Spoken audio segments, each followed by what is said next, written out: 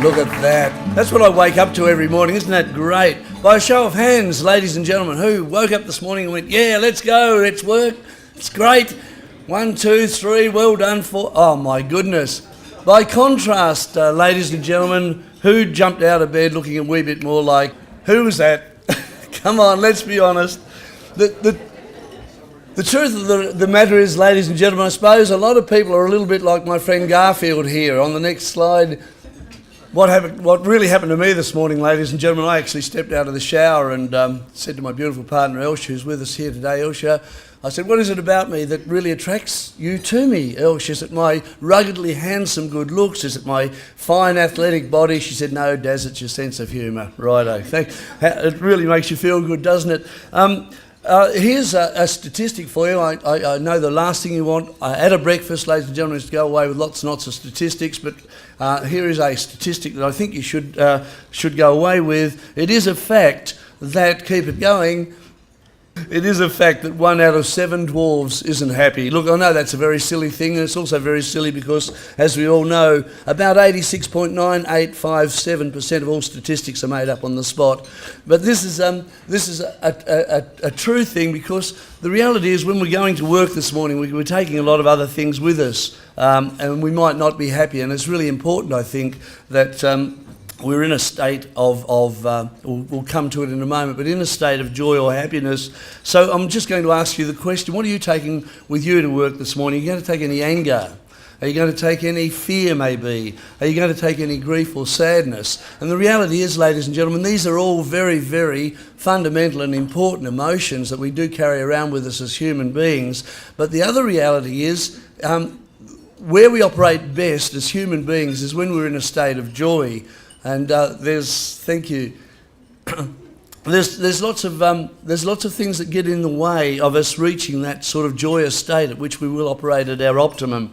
There are those attributes that I just talked about that we might be taking with us, of anger, of fear, of sadness, and these come in various degrees, if you will, on a continuum, from just being sort of slightly miffed that somebody cut us off at the traffic lights this morning to be, absolutely furious because, I don't know, a Nigerian scammer has just taken $10,000 out of our bank account or whatever. So all those other emotions of anger, of fear, of grief and other things will get in the way of us actually operating at our optimum. And I'm not to say, ladies and gentlemen, this is these emotions are to be ignored. They are very important to our well-being, of course, but what I am saying is we shouldn't actually dwell in a cesspool of those emotions. That one of the pathways to getting us back to that state of joy is laughter, and laughter is fundamental to our well-being and good health. And one of the many sources of laughter is the next slide. Although they can't spell, the Americans say it's H-U-M-O-R, is humour. I advocate we put the U back in humour, and the U is you, sitting around here today, and spell it properly the way us Aussies do. I do think it is all about humour. It's taking appropriate, positive humour back with us into our workplaces today. What my study is that Carl alluded to is a study of the value of positive humour, of collaborative humour, of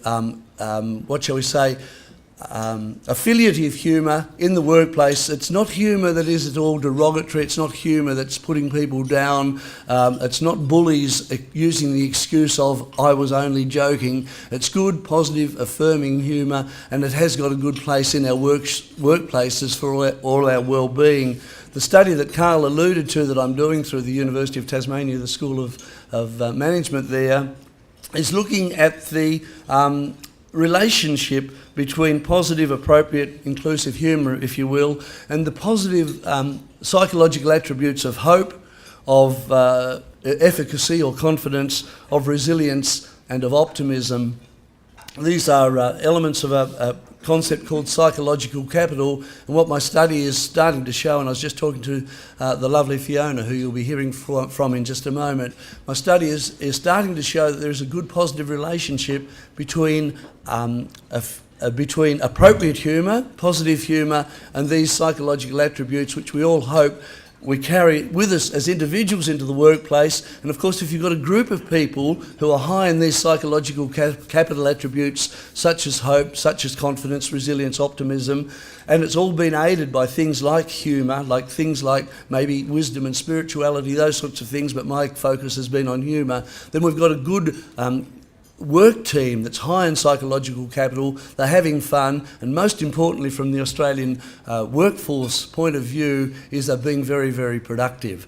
That's my little spiel for this morning, ladies and gentlemen. That's my passion at the moment. For the rest of the day, I'm just going to simply introduce the other speakers, but if anybody is interested in learning a wee bit more about my work in the Humour in the Workplace project, please come and have a chat, and we can come and talk to your work teams perhaps.